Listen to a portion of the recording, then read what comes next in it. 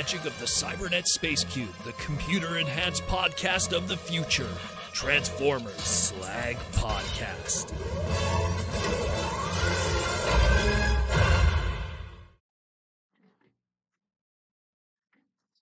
What up, everybody? How we all doing? This Saturday night. This is the post-Halloween Saturday night. I think last year we had a Halloween that happened during that Saturday night, but it was still kind of the big V, so we were able to enjoy it to its fullest. How we all doing? It is the Saturday night Transformers Slag Podcast, Saturday night live stream main event. I'm your host, Proto Man. I am the face that runs this place. I am the voice that you hear Monday to Friday, and tonight is Saturday.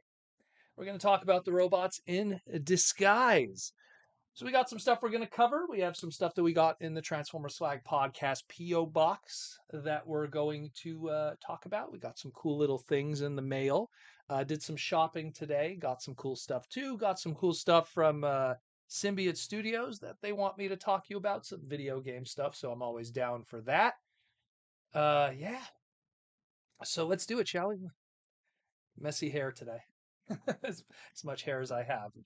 So let's jump into it. We got a lot to cover today, so we'll cover that, and then we'll take some super chats from the fans. Once again, if you want to be part of the live stream, hit that super chat button and shoot me your questions or comments, and I will read them live on the air. Otherwise, welcome to all my YouTube members in the green.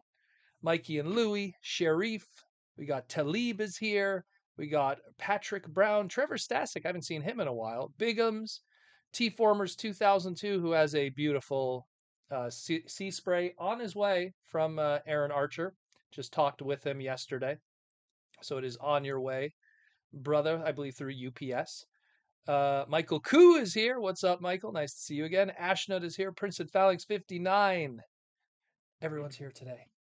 Even some of my Patreon people, too, are here also. It's good stuff. Let's jump into it. We'll cover the news.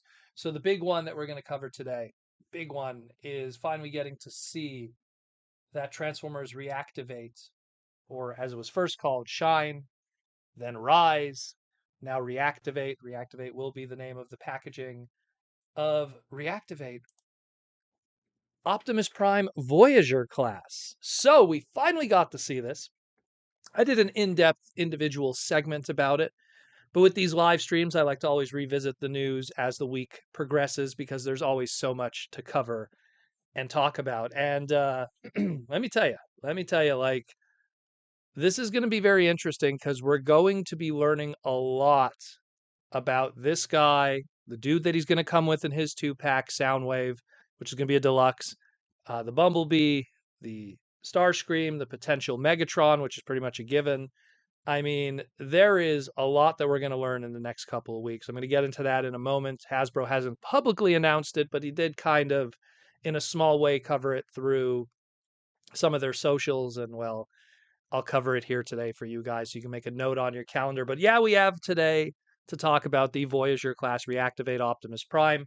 We got quite the extensive photo shoot straight out of the Chinese message boards and Weibo and Baidu and all the photography. And he's looking pretty awesome. It's pretty much, hey, let's take your Siege/Earthrise Optimus Prime Voyager class figure, although this Earthrise one was a leader, but it's a Voyager class scale, and just give it a little bit of a different tweak, give it a different look so that it's more video game-esque and weathered, and clearly has something almost looks like a cow catcher in the front to deal with that off-road environment that they're going to have to deal with in the wrecks of New York City. And it looks great. Look, it has the Energon Axe, has the Ion Blaster, has a Matrix of Leadership, opening chest, all the bits and beats. All it's missing is a trailer, but in all honesty, to quote Aaron Archer, do you need that empty block when you're not really going to be using that in the video game, especially when you're running around and cutting up quintessons and stuff like that with your Energon Axe, with your melee attack. So this is pretty cool. Again, this is going to be a Voyager class in a 2-pack with a deluxe class Soundwave. So we're going to learn in the next couple of weeks how to pre-order these. The first 2 pre-orders that will be available will be the 2-packs. I'll get into that in a moment. And this will be part of that. All that's missing of this equation right now is we've seen the Starscream, we've seen the Bumblebee, we've seen the packaging. Although the packaging is going to be revised, the images that leaked out online were the early packaging, which wasn't finalized. They will have Reactivate as the cross-sell on it and the packaging name. But the Optimus is going to be packaged with a Soundwave on the bottom left there. That is a early concept of what the Soundwave is going to look like. The listing did mention that it's going to be an SUV and a deluxe class and will come with his shoulder cannon and his gun. So at least we know 100% those will be a part of the equation. So those two will be together. Pricing, again, the pricing that leaked out was Canadian pricing, which doesn't mean anything in my opinion, because Canadian pricing is way too much and does not reflect what the actual American pricing will be, let alone how much the pre-order will be on Hasbro Pulse. I'm estimating $65 to $69. That's what I'm thinking. Like $64.99, $65 or $69.99. The early numbers that we're seeing online of $91 is Canadian, which even with exchange comes to like 72, which is still too high from what I feel it's actually going to be. So just stay tuned for that. We'll have the date in one moment to show you here. The other thing that we haven't seen anything of Megatron yet. But judging how they've been releasing these Reactivate products, we're probably going to see a lot more 2-packs. Megatron will probably be paired with another Autobot. Who that will be, we don't know. Maybe a Jazz, maybe a Ratchet. Ratchet would work. They have a bit of history, Ratchet and Megatron, especially in the Marvel books. And we've seen kind of a Ratchet-looking character in the trailers, at least in vehicle mode, so it's a strong possibility. So we'll see what happens. But yeah. And Larry, I might take you up on that to go to ToyCon tomorrow. I'll see how I feel. I'll message you after the live stream. Montreal ToyCon is tomorrow too, so maybe I'll swing by. I'll see how I feel. But yeah, check it out, yo. $69.99. Giggity, as Van Hope said. So we'll check it out. We'll see what happens with that. And again, when are we going to learn about all of that? So here's the official press release on this. Hasbro Pulse fan stream Transformers on November 14th. Transformer Tuesday. Mark that on your calendar that we're going to be getting some announcements. I feel that on top of that, we know 100% we are going to have the pre-orders for the 2-packs for Reactivate. But I also feel that in this fan stream is where we're going to learn about the video game itself, probably a better trailer, a release date, what consoles it's going to be available on, all of that kind of stuff. So stay tuned for that on Transformer Tuesday in just a couple weeks from now. Again, November 14th. Make note on your calendar. I'm surprised no one has been talking about this, even on the news websites. So make a note of that, November 14th, Transformer Tuesday, where we're going to learn more about this stuff. So check it out, yo. Next up, we have some holiday stuff, because Halloween is over, and you know how it is. Once October 31st is barely a memory, and then it's November 1st, boom, there's all the holiday items already taking over your Walmart and Target. And we got a Hallmark ornament, Optimus Prime. This one looks like it's using a little bit of the Cyberverse, in my opinion. Looks like the Cyberverse design, just because of that black bar across the top of his windshield is very Cyberverse in design. A lot of his Cyberverse figures kind of had that. But this is the Hallmark edition. Now, I want you to keep in mind, okay, this was found in a Walmart in the United States, $9.48. Obviously, you're going to find it all in Hallmark stores for probably the same comparable price. But I do want to give a warning with these ones. So the Hallmark ornaments that are sold in Walmart are not of the best quality. Now, I am someone who collects all the different ornaments of Transformers throughout the years. Here's just a small portion of my collection. This is an older image here. But when I took this image, I wanted to show really the differences between Hallmark keepsake ornaments and then Hallmark Walmart ornaments. And keepsake ones are the ones that are in those boxes there in the back.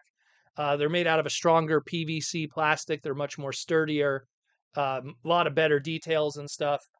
And to show, so on the one on the left is one of the Optimus Prime keepsake, what a tongue twister that one is, keepsake one.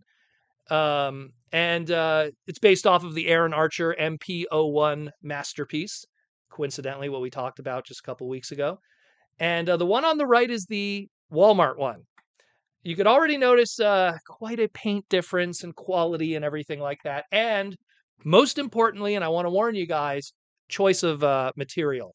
So the keepsake stuff uses ABS plastic, really, really strong plastic that you could drop it 100 times, it won't get damaged. Really nice paint. You get what you pay for. These things are usually between $14 and $19, but they're really nice ornaments. The ones on the right that are $9 to $10 are the Walmart ones. They're also found in Target. Sometimes they're also found sold cheaply through Walmart store directly. Hallmark store directly. These are done with a kind of resin that's painted over, a cheap kind of resin. And they are very low quality. They are painted quite terribly by hand. And if you drop it even slightly, they're going to shatter. That Optimus on the right there, my personal one, fell off the tree, and both those arms broke off like nothing. And I saw the porcelain under it. So this other one that we have here today, just look at the face on the bottom right there. They're pretty rough. They're pretty rough. So just a warning, if you do buy these for your tree, if they do drop, let's just hope you have carpeted floors. Let's put it that way. They're pretty fragile. So I'm going to probably track it down. Hey, 948. It's not terrible. It's a Cyberverse thing. So I dig Cyberverse. And I'll probably just keep it mint and box in the collection like the others. Last year, they did a Funko Pop mini one. So I kind of skipped out on that one because, Funko or whatever. Although it's ironic because something Funko came in the mail today, but we'll get into that in a moment. But yeah, so just a warning, it's out there, but be warned, they are kind of fragile, unfortunately. So, but it's Cyberverse, so I kind of still want it. Kind of still want it. I got to be honest with you because I love Cyberverse. It was a really good series. So we'll see. We will see. Speaking of holidays, Halloween just passed. And in Canada, we actually had a freak snowstorm, at least in Montreal, for like 1 or 2 days. And then Halloween came and there was no snow, but it was ridiculously cold. And really had a really comfy moment. Let's put it that way. Every year, if Halloween falls on a day that I can give out candy to kids and stuff, I do it. And I always give out candy to kids. I dress up the house nice and everything. And I always dress up as a Transformer character, a little ghetto outfit, take the Optimus Prime or the Bumblebee helmets or the Hot Rod helmets and just kind of wear those. And so I wore the Bumblebee helmet with the blaster. I had the lights and sounds going on, and every kid that came to the door was wearing their jackets because it was so cold they couldn't even be in their costumes. So you'd have like a kid with a Halo mask, but you couldn't see his outfit because he was wearing his jacket. And because it's so cold and you're wearing your mask, you don't even want to wear the mask because the condensation, it's getting all over your face. So I didn't get to see a lot of great outfits. There was a lot of Elsas, there was a Halo, there was a Super Mario, there was a Batman, a Superman, from what you could see from like, their jackets like this, you could see a little Batman sticking out or something. And obviously the girls with dresses like Elsa, it's a lot easier to tell. But this one cute kid came. So he came with his mom. Kid could be no more than 5 years old. Um, and he comes up and, the kid sees me in the Bumblebee and he right away is stunned. He doesn't have his mask on or anything. He just has his jacket on and he's like stunned. He's like, "Oh my God." And then he wanted to give me a hug. And I was like, "Oh, what's wrong? Are you okay? Are you scared? Because of the bumblebee." And then his mom's like, and she was a black lady. I think she was Trinidadian. And she's like, take off your jacket. Show him what you're wearing." So the boy took off his jacket, and here, I'll show you guys. I had to take a photo. He had a little Optimus Prime outfit on. You couldn't tell with his jacket on because of his blue pants and his boots, but he had an Optimus Prime outfit. The mom had the mask. She gave him the mask. We took a little selfie together. It was adorable. Cool little kid. And I gave him some candy, and I'm like, "Could you just wait here at the door for a second?" So I ran up. I have a room in my house where we have like all our merchandise and stuff that we use for the podcast and everything. And I got a whole bunch of those little MicroMasters that I was selling at TFCon, and I gave him a whole bunch of them. Like, "Here you go, bro. Here's a little extra Christmas, a little extra early Christmas Halloween gift." Gave him some MicroMasters to a future Transformer fan. Really dig that little Optimus Prime. So cool. That was so cool. And that was like really awesome. And the mom was just laughing so hard. It was great. Nice little comfy moment during the holidays. And that's what it's all about, yo. That's what it's all about. That's what it's all about. Amazing stuff. Shout out to that little kid. I hope to see him next year. I'll be sure to have something better for him. I was even after he left, I was like, man, I should have like got like a like I have like doubles of one step transformers and everything. I just recently got an extra of the sound wave, to for pretty much the parts parties and everything. And I would have totally just given it to him. Just give him a little something, something, a little something extra. Got to remember for next year for sure. Hope he comes by again. But a shout out to that little kid. Awesome stuff. And that's it, more or less. That's more or less for the news. We'll get into some stuff that we got this week in the PO box. Some really cool stuff, actually. We'll get into some sponsorship stuff, some cool plush and everything. We got to show off some new plush, some video game stuff, everything. And that is that. Gotta love it. Hey, David Cabal, what's up, man? Did he just sneak in too? Everyone's just sneaking in now. Tom McNeil is also here. That's awesome. What did Tom write? That's really cute. I missed that. I used to go with a friend when they had a house. I'd whisper to my friend's wife's ear that which characters they were when they came to get. Oh, I love that. We're all big nerds. So every kid that comes, like the kids are surprised when this older adult is able to name every character that they're dressing as. Um, there was one that was in like it's like those outfits. It looks like it's a fake dinosaur legs and stuff, and it's like a blow up. He had that. That was really tough for him to get up the stairs and stuff. But there's a lot of really good outfits. Really cool, really really cool. I dig that. And I mean, I always growing up, I loved Halloween because I grew up in a poor neighborhood, but my mom and dad knew where like the rich neighborhoods were. So whenever we did Halloween, we would actually drive out to the rich neighborhoods, shout out to Hampstead, which was like the rich area in Montreal. And we would just park our car kind of like on the outskirts of it, and we'd walk in. And man, you would just hit every house, and you don't bring a bag, you bring a pillowcase because you know that thing's gonna bust. And man, the rich people, you didn't get rockets, you didn't get candy, you got chocolate bars, just tons of chocolate bars. And then you'd come home and you'd go through all that. You'd trade with your sister in my case, and like, oh, she doesn't like Tootsie Rolls. I'll take the Tootsie Rolls. I'll trade you and there's certain color lollipops I don't like. Oh, I don't like red or blue lollipops. So she'll give me like her orange and purple ones because I like those ones. And then whatever you had that you didn't like, that your sister didn't like, you take that to school and you trade with your friends. So many memories of that. Love that. Love it. Love it. Love it. Absolutely love it.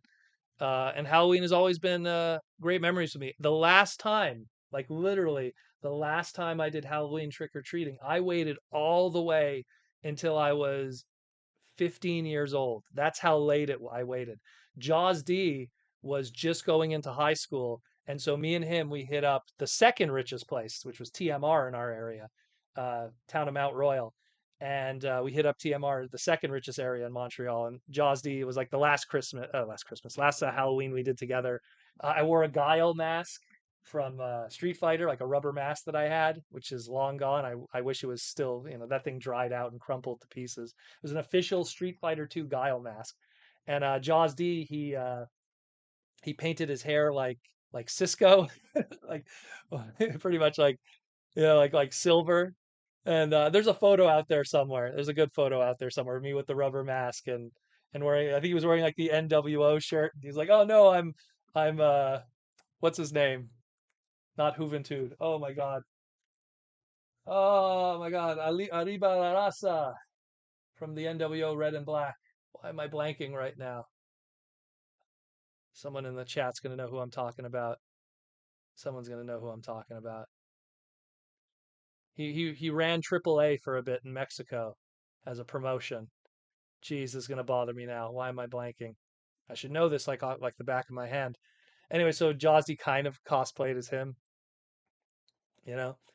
But yeah, great stuff. Great stuff. What do we got here? I want to see some Conan. Thank you, Ninjatron. Always Ninjatron. Thank you, Ninjatron. He went as Conan, you know. So I got to find that photo. It's such a great photo. I should have posted it on Halloween. Bigum's got it too. Conan. How did I forget that? He was the Hulk Hogan of Mexico at one point. K-Dog. How could I forget that? When you have a million things in this brain, you forget just as much. Mikey Lee says we dressed up as Sora and Kari from Kingdom Hearts. Oh my God, you should post those photos. I'd love to see that. That'd be really cool. I only played the first two Kingdom Hearts games. I never played any of the others. There was one on DS or 3DS, I think it was. Never played that one. I had an opportunity to. Princeton Founding 9, I dressed up as a broke Transformers collector. Well, I think we dress up as that every day, my friend. I think we do. I think we do. Last time I did Halloween, like dress up and stuff, I dressed up as Nightwing from the Batman the animated series version, New Adventures, and that was a couple of years ago, before the Big V, before the world was ruined and parties were no longer a thing. But anyways, reminiscing all we want. We'll do some sponsorship, and we'll talk also about some stuff we got this week, and then we'll open it up to the super chats. Cover a whole bunch of new things. We got some new announcements too and everything. So again, let's talk about my boys, Symbiot Studios. David Cabal with a super chat. One moment, David. Let's see. What is your favorite Harvest Festival game to play? Well, Harvest Moon has a little bit of a twist on Halloween and stuff too. I don't know. See, I have my 3DS here, not my 3DS, my Switch here, because we have something we have to show off to you guys afterwards. But we'll save that in a moment. Let me just get everything lined up here. Harvest Moon game's really good though, and they kind of have like a fall kind of, during that season. I love the Harvest Moon games, all of them. Those are really, really good, especially the first one for Super Nintendo. I remember back in the day, I worked for a friend of mine. They're like pretty much clearing out his lawn. There was just like weeds and everything, and they needed a whole bunch of people to clear it out because they were going to be renting that duplex to a bunch of people, so they needed it clean. And I remember they paid us like $200 when everything was said and done for it, which was a lot of money for someone who was like 15 at the time. $200. Oh my goodness. And then I turned around and spent like 90 of those $200 on Harvest Moon 64. And then I remember, ironically, when I was playing the game, going, "Oh my goodness, I worked in a field to rip out, like pretty much vines and weeds and stuff, to then go around and play it virtually, ripping out vines and weeds to do." But I love the Harvest Moon games because both me and my sister, we both enjoyed them. So it was a game that if I bought it, my sister would be able to enjoy it too. So it was one of those games that got good mileage. A lot of the Zelda games were like that too, where you have three save files, and there would always be one that said Daniel and one that said Annie. So we'd both be playing. But yeah, I would have to go with Harvest Moon. That nice fall weather. What a beautiful game. Anyways, let's get into what we got in a moment. But first, let's cover Symbiot Studios, plush pins and t-shirts. And we got some new stuff that we're going to be announcing today. It's not Transformer related, but it is video game related. So Symbiot Studios, the official Transformer plush pins and t-shirts of Transformers. The new Optimus Primal is out there on their website, so go check that out, symbiotstudios.com. For $29.99, you get the good beefy Primal. Let me go grab that one for you guys. You got Primal over here. You can bang his chest. So he's really cool. They're very large, guys. These are not like tiny plushes. They're very big. So you got this awesome dude at Symbiot Studios. Let me grab the next slide. Then we got, of course, the Transformers Slag podcast, aka Dinobot Slag one, which is also pretty large. That's also on the website. This one's limited, guys. I think they only made 400 units of this one. So if you have not got it, pick it up, yo. Really cool one. That one too. You can get your other Dinobots as they slowly come out on the website. Of course, we also have the Power Ranger one. Let me go grab that one also. Dinobots are not your thing. Well, then I don't know why you'd be here on the live stream. You got Dinozords. So you got the T-Rex Dinozord from Zoo Ranger, aka Mighty Morphin.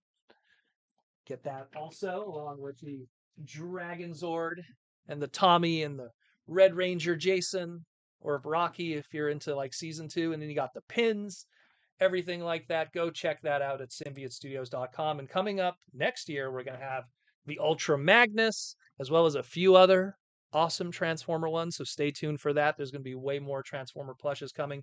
And again, $29.99 is ridiculously cheap. I didn't realize how cheap their plushes were in price until I went to TFCon, because there was someone selling their plushes and they were $90 each. And I was like, wow, okay.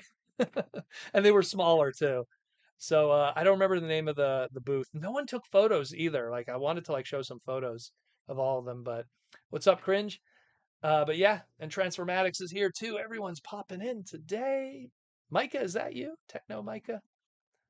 Mother 3 was an interesting game. Harvest, yeah, Mother 3 had a kind of like a fall season too at one point in the game.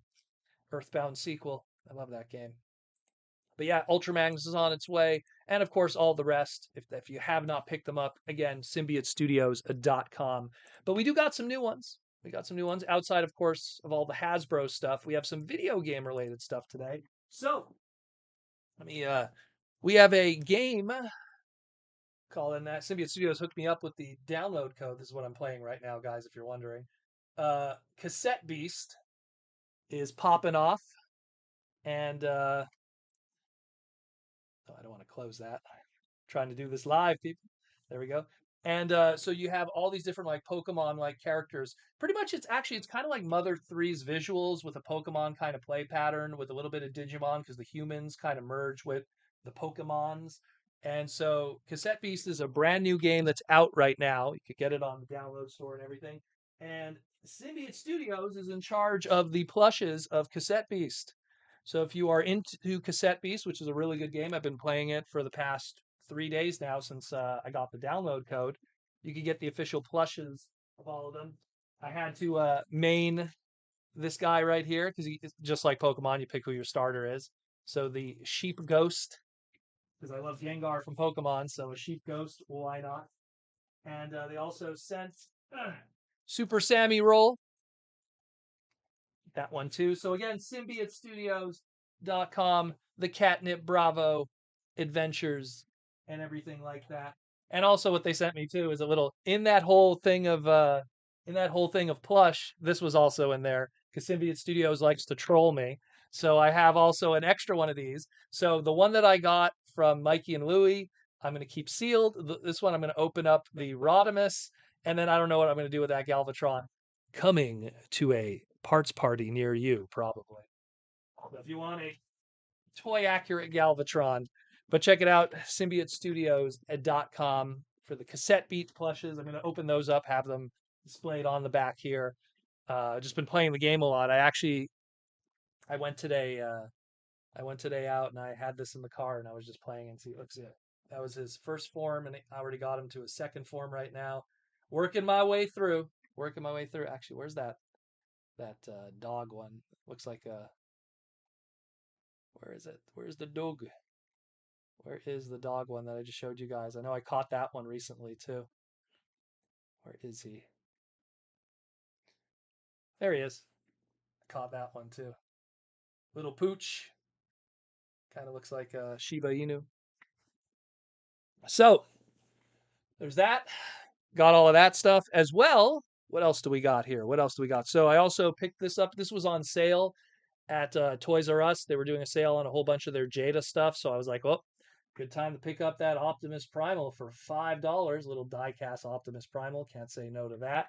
Looking real good. Also got this from Winners in Canada. This was for $9 Canadian, which is $10 Canadian, which is about $7. Some Nintendo coasters for the video game room. Picked that up. Got that. This also came in the P.O. box. You probably saw in the Instagram. So I finally got to open up my boy. And the very first mini-con of our modern era with shattered glass. That's really good. Also got, if you saw on Instagram, I got this lovely lady. But more excitingly than just getting this lovely lady was getting the brand new head sculpt to make a scavenger out of my Inferno, which is really cool. Our first stealth transmetal. So got those in the mail. So a few other things in the mail. I'm going to probably pace it out throughout the week. Everything and all the cool stuff with that. A lot of cool things here and there. Michael Koo for the Switch, countdown the days until you can get Super Mario RPG. Oh, I am so excited for that because I'm actually happy about it because I was worried that they wouldn't have like the anime expressions on the animation models that the original Super Nintendo version had, but it looks like they kept it. So, you also got the same coasters. Awesome. Hey man, it's got Excite Bike, which is a classic, and then of course the best Mario game of all time, Low Key, just for me because I love Shy Guys. And of course Mario 3. And you got Donkey Kong and the first Zelda. And you got Kid Icarus, which no one beat back in the day unless you had a Game Genie. especially that last level. When are the new plushes going live? So the Cassette Beast plushes are available right now on the website. They do go live today, and go check out Cassette Beast on your Nintendo Switch or other peripherals. Yeah, I'm playing Drive too. I love that game. And then Guardian Tales is another go-to for me for my delicious stuff that I'm playing. Um, Needs a Yoshi, perhaps. So check that out. And then of course, thank you again, Symbiot Studios, for all the love and support. And be sure to check out their website, symbiotstudios.com, for all your latest Transformer plushes, but also Cassette Beast. So that's pretty cool. And of course, also all the other awesome plushes they got. We also have Seats. Again, they always hook us up with our chair. Gonna hopefully get another one of those. I'll get a Bumblebee for the game room or something.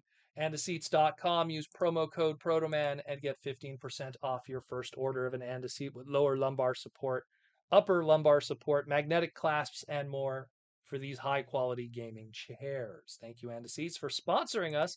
And of course, we have Aaron Archer, the latest episode of Aaron Archer's The Transforming World That We Live In Today, the Toy Armada with Aaron Archer. Check out his channel. If you're listening to my voice here, don't you want to listen to my voice over there while I talk with Aaron about robots and Batman and aliens and Star Wars and Justice League and what else am I forgetting here?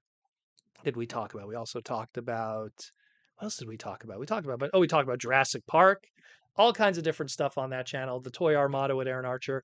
We just talked about the creation of Masterpiece and how that whole line came to be and how MPO1 happened and that incredible story. So if you have not watched that segment, go check it out, on the Toy Armada with Aaron Archer. Really good stuff there. It's a visual segment, a good hour of talking with a whole bunch of behind the scenes images and stuff. And you could go subscribe to that channel and check out what me and Aaron do over there also. So it's pretty cool. And speaking of Aaron, be sure to also pick up his latest book at archermonster.com/shop, The Art of Transforming Robots, Volume 2 Color Edition. This sold out at TFCon very quickly. I was quite surprised. He had none left by the Saturday. Granted, I think he only brought like 25 of them or 30 of them, but they were all gone. So we're definitely going to have to make sure that there's more of them at Los Angeles TFCon in March. But if you have not picked it up yet, go check it out on his website, archermonster.com/shop, and get 36 pages of full color Transformers action from that era of Transformers that we love so dear, the Unicron trilogy and beyond, all of that cool stuff. And of course, big announcement today, right now dropping on Aaron's website, again at archermonster.com/shop, the next of the instructions. This is a massive one here, people.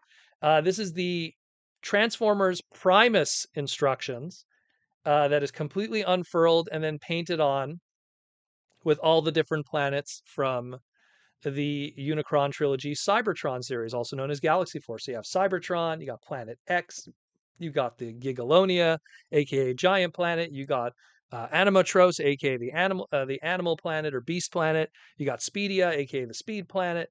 You got Earth, aka Earth. You got Unicron there going all yum yum yum, looking great. Again, that's on the website. If not sold out right now, I hope not. Live right now. Good question. When is Aaron Archer going to be doing his live streams again? Hopefully soon. I know that when he got back, he was super busy because when he got back from TFCon he left Sunday evening and got back pretty much Monday.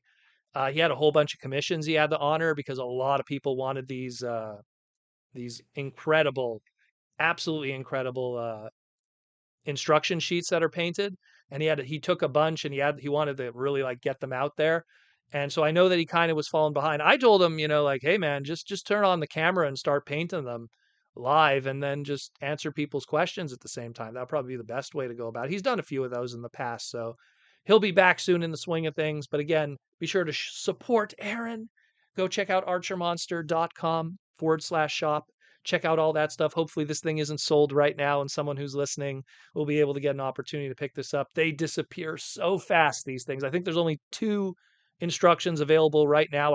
I could be wrong, but I know it's this one and another one. The bulkhead is available. but pick them up while you can before they disappear. Really good stuff. Again, check it out, archermonster.com/shop, or just check out archermonster.com. It links to all of Aaron's other cool stuff too that he does. Talented dude from the world of Hasbro. And last thing that we're going to cover also some other talented people. Bin Studios is going to be auctioning off a whole bunch. I think he told me 60 different listings, 60 different individual listings are going to be up on Binth dash Matrix. That's the name of the eBay account. So go check it out on eBay. All these custom GoBots, all different kinds of custom transformable GoBots with unique head sculpts that were 3D printed and customized. Go check it out. Binth/Matrix on eBay. All of these are live right now. 7-day auctions will be ending next Saturday, but go check it out now if you can. And Mamma Mia, that's a lot. Look at that. Look at that. There is, I mean, what GoBot isn't there? Is Vanguard there? Maybe Vanguard isn't there, but I like the obscure guys. So, but everybody is there. You got Crasher, you got Coptor, you got Fightor, you got Psykill, you got Leader One, you got Turbo, you got Smallfoot, and then you look even more back there. Like you look, Stax is back there. Path, you got what's it called? You got Tank, you got Blaster, you got Road Ranger. Trying to see some of the others there. My goodness, everyone's there. The Puzzler team is back there. Of course, the 2 play sets, the Command Center, and the Renegade HQ. Amazing stuff. Absolutely amazing stuff. So go check it out. Bint Studios with their Bint not forward slash dash Matrix, their eBay account. They're doing all that. Starting price for most of these are $25. Get a deluxe class for $25, customized into a GoBot. What an opportunity. Check it out. Check it out. We got a $5 super chat from John Mayers. How you doing, John? Nothing specific. Just love the podcast. Have to get one of those Slag plushes. Thank you for being you, brother. Well, thank you, John. Yeah, I would heavily suggest getting those plushes because when they did the I just want to just emphasize, like when they did let me find the old one here. So on the top right, that was the convention plush, the San Diego Comic-Con Unicron. So you guys can see it. Oh, got to turn the other way. The Unicron one here. Barely see him. Over here is a big dude. When that one came out, they sold a bunch of them at San Diego. Granted, that was still when we were in Big V World. And then when that went on the website, those disappeared quickly. So it's kind of the same thing. This was a San Diego Comic-Con exclusive.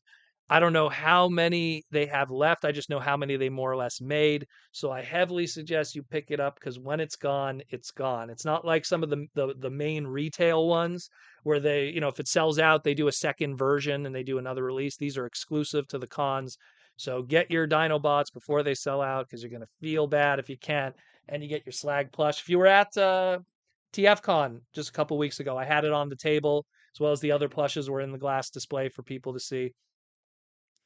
So amazing stuff. Oh, you did do a Vanguard. Okay, cool. It's hard to see. There's so many there. I'm gonna have to check the listings after we're done live tonight. So yeah, so check it out, and thank you, John, for the super chat. By the way, thank you for the love and support. But yeah, there's a lot of stuff cracking with that. Go check that out. Again, it's a lot of GoBots. That's a lot of GoBots. I think that's it for all the stuff I got this week. So much stuff. Oh, I got this too. This was courtesy of my pops. He found this at a flea market. He found I think this was the Power Series, the large one. This was an MSRP of $49.99 from the Bumblebee movie. I think he found this for $3. And what I love about it, if you kind of like you push if you push this down here, the mask flips over. It's pretty cool. You can bring that back. Dig that. So it's complete $49.99 down to $3 Canadian. Good find for my pops. So good one there, pops. Nice find. He also does the toy hunting once in a while too. He's out there looking for his vinyl records and die-cast cards, and then he finds the robots in the skies for cheap, so he picks them up. Can't go wrong for $3 for a toy that was originally 50. Love that. So that was another score this week. Got to clean that one up a little bit. There's like the sticker and everything still on it. But yeah, good stuff. Good stuff. Good stuff. Good stuff. But yeah, Delgato, great meeting you in Orlando. I wish I knew if I wish there was a face with the screen name. I met so many people. It was a great weekend, TFCon. It really was, and I'm really looking forward to LA. LA is going to be really fun. I honestly, and I was telling a lot of people at TFCon Orlando, I was telling them that guys don't miss LA. Like, do not miss TFCon LA. I understand that, like, sometimes it's tough to do cons and stuff, but guys, it is going to be so crazy. TFCon LA. Like, I will say this: skip Toronto if you have to. Skip Baltimore later on. LA is going to be the show next year. It is going to be so nuts. I can't stress enough. I can't say too much, but it is going to be nutty. It is going to be so nuts. So all we could say is G1 reunion. That's all I'm going to say. You know what I mean? G1 reunion extravaganza. You know, the stuff that'll be there will be absolutely crazy. So just check it out. Again, that's going to be in March. I don't remember the exact date, but yeah, it is going to be nutty. I'm going to be me and Aaron will be there. We'll have a booth again, so you guys can meet up with us, get autographs, and get the instructions. I'll try to bring another run of the Optimus Primes to get that in time for you guys. Have those available so you can pick those up as exclusives over the weekend because the last batch sold out like bam like that. So we're going to oh, we have other people. Yeah, and then the hot rods. I brought a bunch of those hot rods, which I have very little of those left. Very little of those Micromaster hot rods. I'll try to get more of those. I'm going to talk to SIR, but no promises on that one. But man, it's going to be a crazy one in March of 2024. So don't miss that one out. Do not. Uh, the more public announcements of it will be available as time progresses. But that's going to be quite the show. That's going to be quite the show. Cringe McCringle, looking forward to TFCon LA. Last year was such a blast. Got to go to Paramount and see that Optimus truck again. Well, there you go. Some people look if you can make a whole weekend out of it, make a whole vacation out of it, not just go for like TFCon weekend, but hit up everything else. That's the smart thing to do. That's what I always tell people who are Americans that come to TFCon Toronto. I always go like, don't just go for TFCon Toronto because in all honesty, just between you and me, you might be a little disappointed. If you're so used to those big American shows, come to TFCon Toronto, but make a whole week of it. Go check out all the stuff that Toronto has to offer. Check out the stores there. There's a lot of cool stuff in downtown Toronto you could do too. Check out CN Tower, go to the Hockey Hall of Fame, see the Stanley Cup face to face. A lot of cool stuff there. Mikey and Louie, we will have a booth there too. Yeah, and Mikey and Louie will have a booth selling, assuming everything and what's on their autographs. I'll get your autograph. I got to get some stuff autographed from you guys then. I'll get one of those Unicron wings autographed by you. You got to have one of those done, or a base or something. T-Formers 2002. My only issue for LA is getting there. Well, guys, I'll tell you what I used to always do. I worked at Burger King making terrible money, like getting paid really badly. And I always told myself, look, if you save a month or 2 months paycheck, and you have that opportunity to do that. Obviously, I lived with my parents at the time. So a lot of my expenses were covered by them because, when you live with your parents, you don't have to worry about rent and stuff. But I would just pocket that money and save up leading up to it, you know? VCXZ with a super chat. It's his very first super chat. VCXZ with the $5 super chat. Missed you at TFCon. Would have loved to have one of those Micromaster hot rods. Ended up spending most of my time playing the TFTCG. Yeah, you know what's funny? Like, I swung by that room and there wasn't a lot of people there, but mind you, I kind of went after the con, like in the evening, because I have a deck too. I was lucky enough to be part of like that influencer list when that game came out. So I'd get a lot of cool stuff sent to me from Jason, who was the representative at the time. So I love that game. I have a hot rod deck, and I even have I can't reach it right now, but I have a hot rod deck with a custom deck holder that Mikey and Louie made for me. I don't play like the custom cards so much, but I play with the official cards, and A lot of good stuff. A lot of good stuff.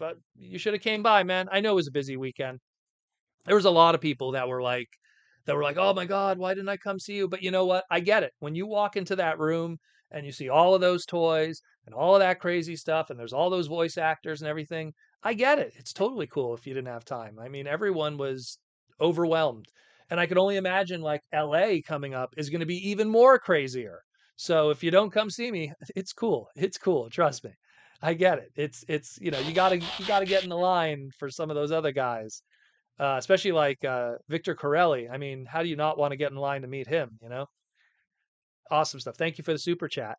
Mike Morales with the super chat. How you doing, Mark? Um, hey, Proto. I've been missing out a few weeks. If you're able to get Bumblebee movie concept figures, is there any hope for Transit? Bro, bro. Transit is based off of a Montreal bus, like straight up a 1995 Montreal bus that I took every day to go to high school. I want Transit more than you want Transit. Trust me. Any Montrealer who's a Transformer fan wants Transit more than any other Transformer toy right now from the concepts. So for sure, I want Transit to happen. Like even if you told me, dude, there's like a concept hot rod figure, screw that. I want Transit to happen so I can have a Montreal STCUM, Montreal Société de Transport de Montréal bus Transformer. Absolutely wild. So for sure, I want Transit. 100%, brother. For sure. Thank you for the super chat. But yeah, for sure I would want Transit. If it not Transit, then I mean, what other concept stuff that didn't make the cutting room floor? There was a few, like you could look at we could look at some of the designs that didn't happen for certain movies and everything. Like, oh, hey, Hot Rod was going to look like this, or Bumblebee was going to look like that.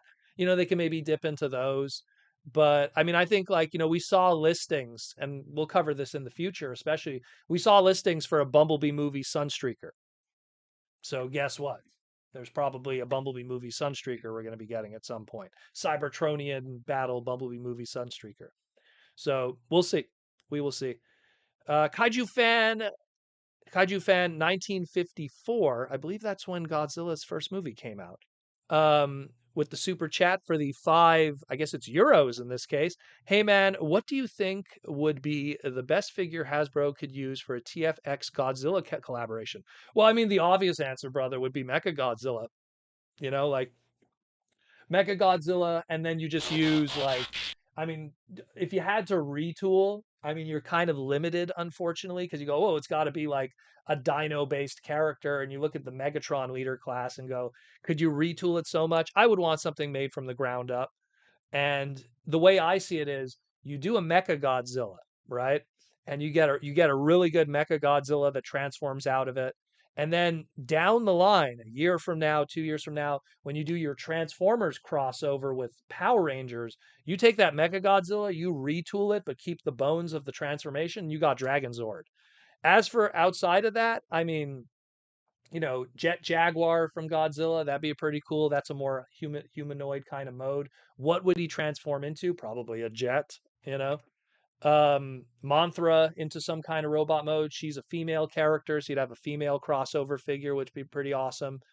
Uh, who else would be really good to do from Godzilla? If you could do Zilla, aka 98 Godzilla, I think it was 98 Godzilla. They call him Zilla in the community, but that'd be a cool one. There's a few. There's a few. It's always about, because if you notice with a lot of those crossover ones, you look at them and you go, you already see what they're going to be using it for later. Like with the recent Jurassic Park one, we're totally going to be getting Iguanus out of it for Beast Wars at some point. When you look at that Stranger Things one, I mean, that's toe line from Energon 100%. There's certain ones that you look at those molds and you go, here's our crossover, but you know what we're going to use it for later. So if they did a Godzilla, they got to do that with the intent of doing something else later. So Mecha Godzilla, and then you do the Dragon Zord because that's a Bandai property. That's a Hasbro property that they own. So it'd also be easier to do a crossover with. So totally could see that. Totally could see that. But thank you for the super chat, Kaiju.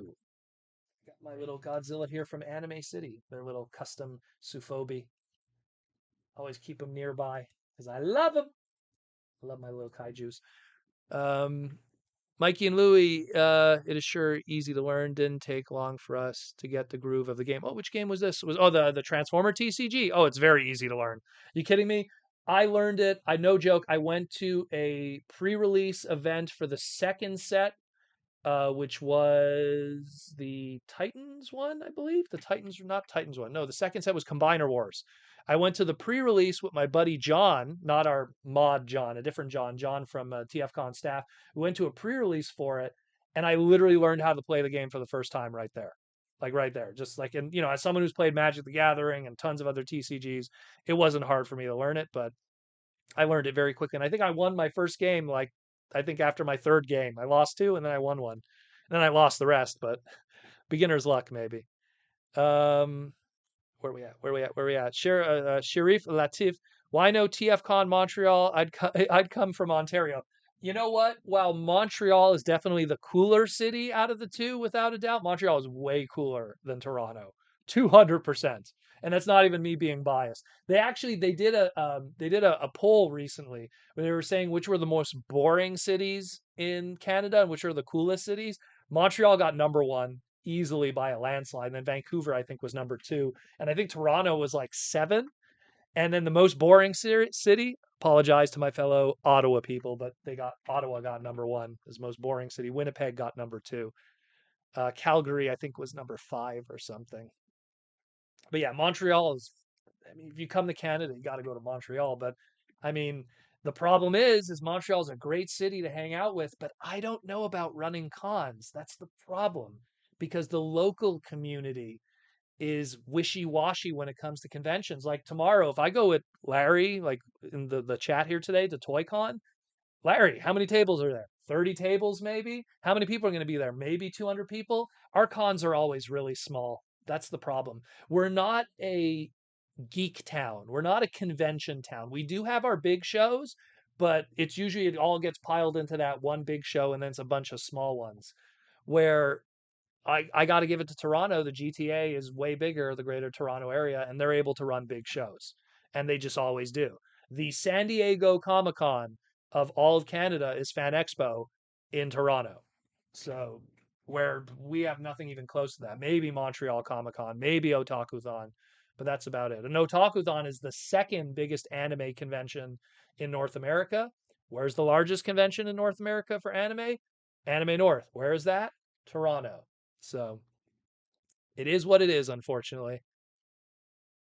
Mikey and Louie, my favorite to go to character was Alita One. Alita One wasn't in the TC. Oh, you're probably the custom Alita stuff. Yeah, maybe. Tom McNeil, Old Montreal is gorgeous and is a cool city. Been years since I was last there. Old Montreal is gorgeous. Um, most of the stuff when people come to Montreal, I bring them to downtown. Well, the thing is with Montreal, what's cool about it, it's a walking city. So if I bring you anywhere in Montreal, we just walk to everywhere. So you want to go to downtown, we go to downtown. We want to go to Old Port, we go to Old Port or Old Montreal. You want to go to Chinatown, we walk to Chinatown. Go to our arcades, our barcades, all our great stuff. It's all a walking city because everything is close. It's like New York City. So love it. Best place to live on the planet, hands down. Um, let's see. Tom McNeil, Ottawa closes at 6 p.m. There's no life of downtown. What sucks with Ottawa, which I had to learn the hard way, all restaurants close at 8. What are you doing? So you're out with friends in Ottawa and you can't even go to a restaurant late? Like you have to, like, you go into a restaurant like 7 o'clock, right? To have supper or dinner, however you want to pronounce it. And then like they tell you, yeah, we're closing in an hour. And so when you order the food, it comes to you and you have 15 minutes to eat it. That is Ottawa, bro. You guys got to think. You got to think smarter. Cringe McCringle. It helps that Toronto is close to a lot of large U.S. cities. Well, Toronto's positioned very well. Everything like 5 hours away from Toronto, like you just mentioned, is all these key big cities. So there's a big border population. It's not on an island. So when it's not on an island, that means that the rent is cheaper. Like think about New York rent to like, Chicago rent. So it's the same thing. Think about Montreal to like Toronto. It's a lot easier to find like a cheap place to rent a convention space in Toronto. Um, it's amazing. It's amazing. Where are we at here? Where we at? Tom McNeil is Schwartz's that known. Yeah, Schwartz's is the smoke meat place. It's actually owned by Celine Dion, oddly enough. The best smoke meat in all of Canada, in my opinion. I love Schwartz's smoke meat. The best bagel you ever have in your life, the best poutine you'll ever have in your life, the best hot dog you'll have in your life. Although some people in Chicago argue that one. You go to DeCarry Hot Dogs. It's a foodie town. It's a hipster town. It's a lot of cool places to hang out town. It's just a fun place. There's so much cool stuff to do. It's a sports town. It's a festival town. It's everything. You come in the summer. There's so much cool stuff, but it's not a geek town. That's not a lot of great geek stores, unfortunately. The ones that do exist are kind of a little overpriced. I don't want to throw shade. It's just the reality of it. When you have language laws, that means that the local WalMarts and Toys R Us's are not going to have sometimes the best stock in the world. Which Toronto, I feel you'll probably be better off there, which is sad.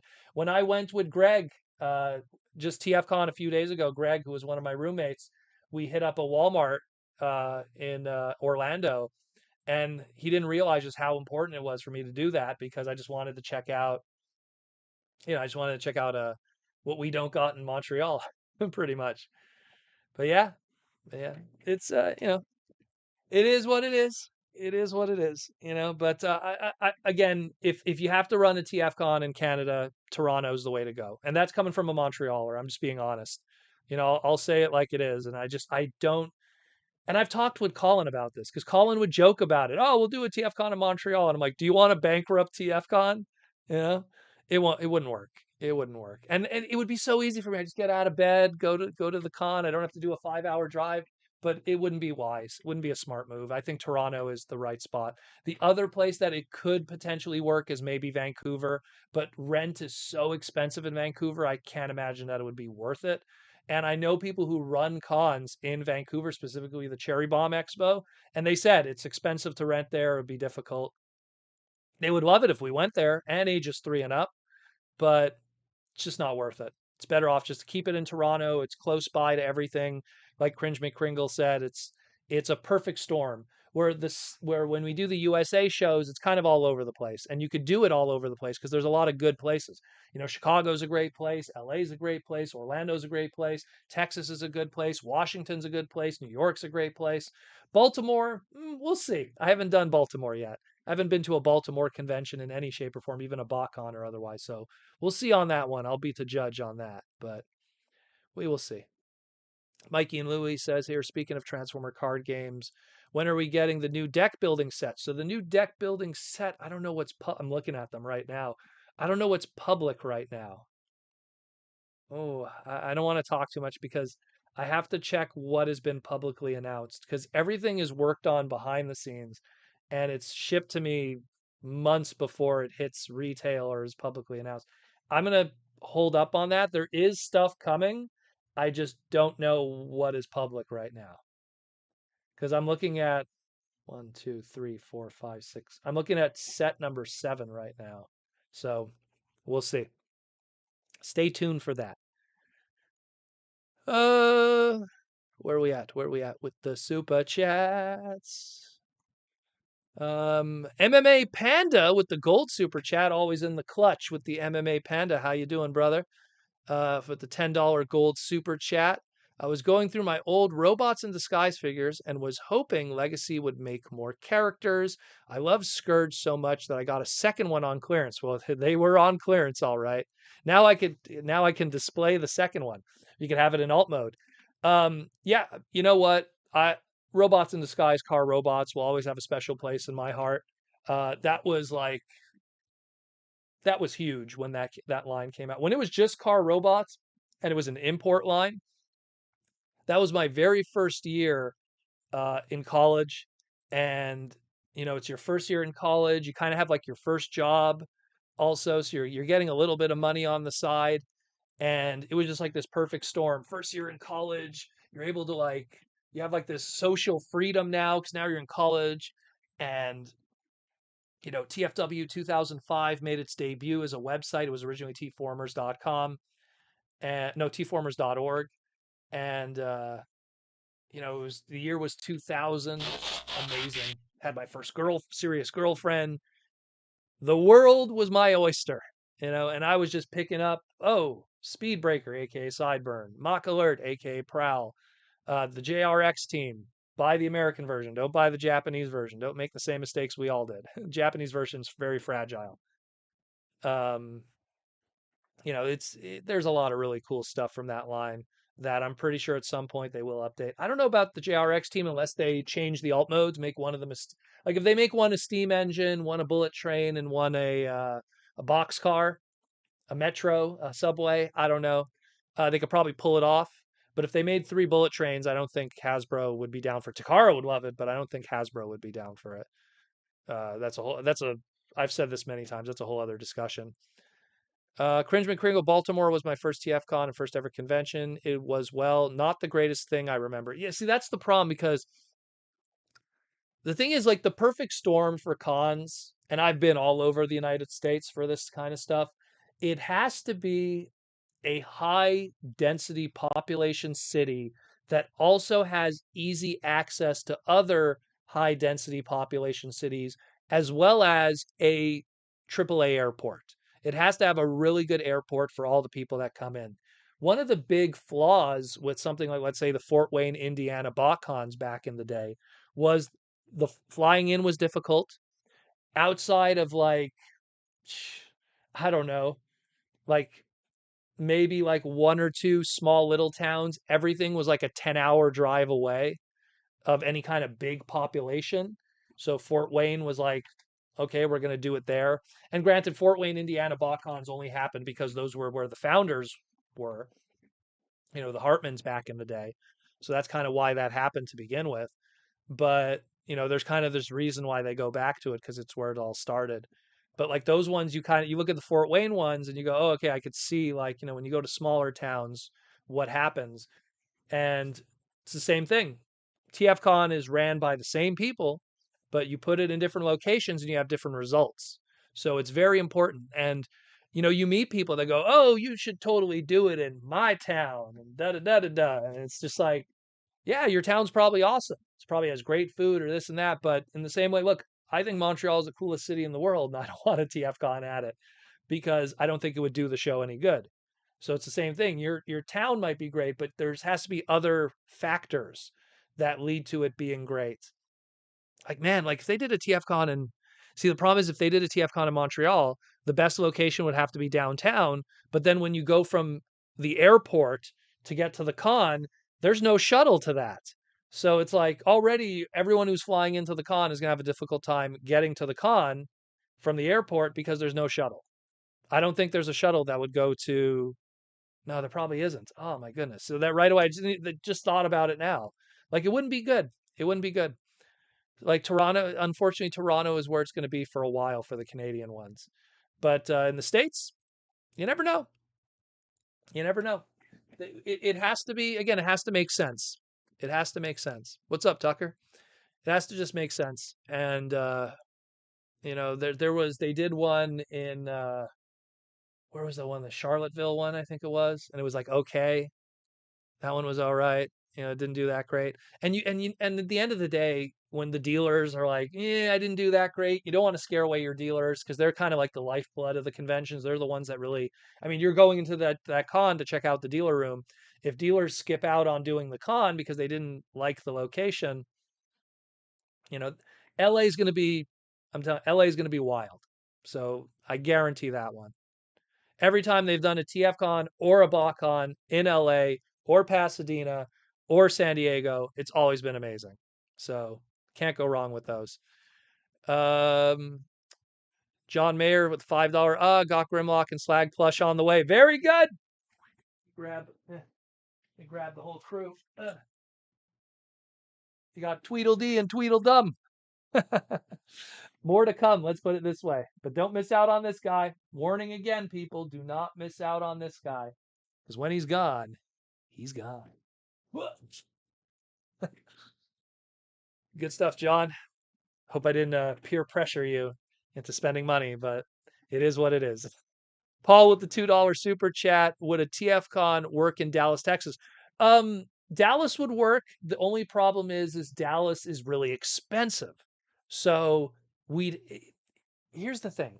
it always has to be, so people are flying in, right? So Dallas Airport.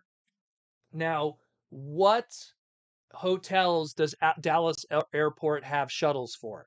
Because you don't want to create that nightmare for people. It has to be close by because you don't want them to, okay, it doesn't have shuttles. Well, if they got an Uber, how much would it cost them? Because the big mistake, like one of the BotCons, I forget which year it was.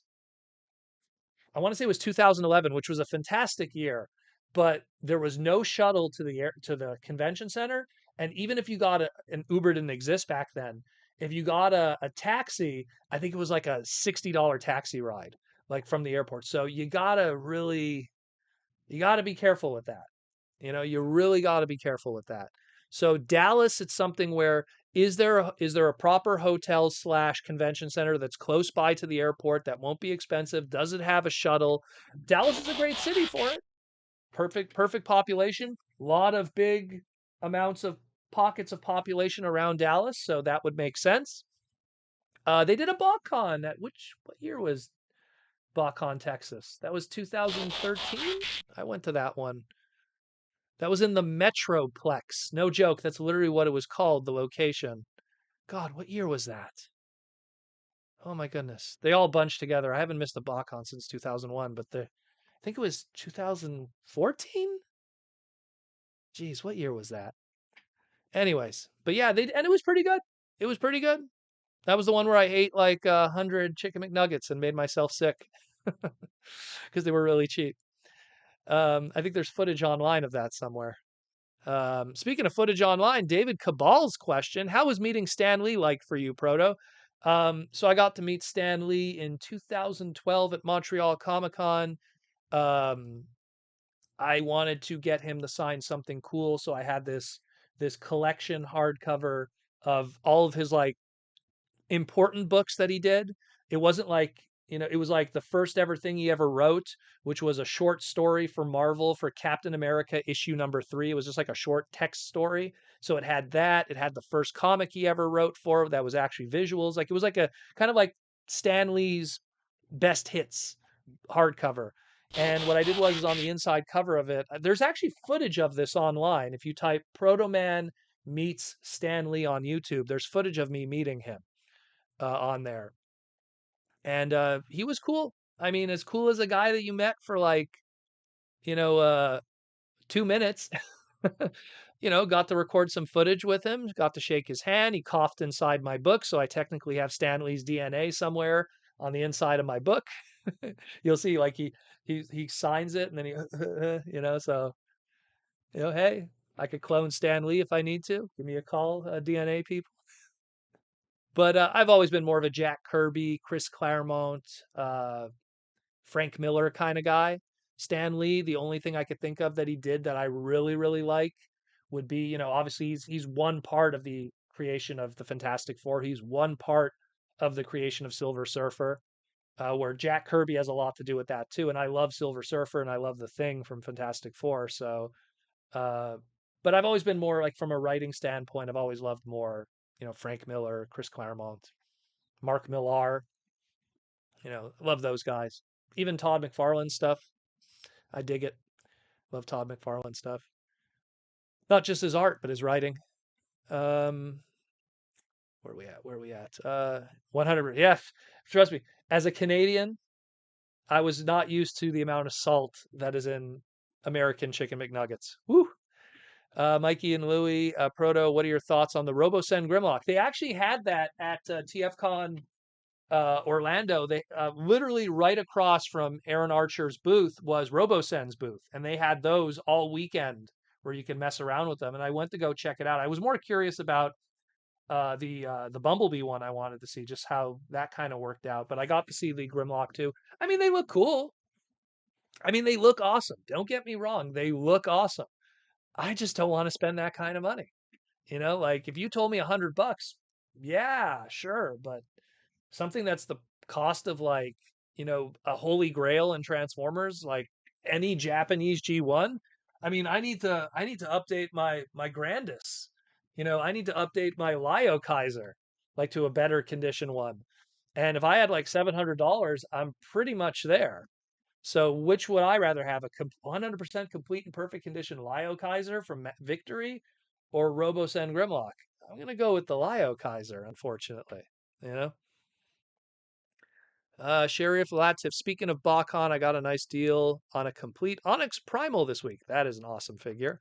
I also got a pink variant of the Optimus Primal Transmetal. That's one of the variants with the chrome, complete in great shape, and a lot for $100. That's not bad actually, because I think like the pink one's the more difficult of the bunch to get. Same thing with the Megatron, but then you're also dealing with the brown plastic, so that Megatron's a whole other nightmare. Tucker says he loves Frank Miller's work. I love Frank Miller. Every time anything that has like that Wolverine cover, this one, Wolverine #1 mini.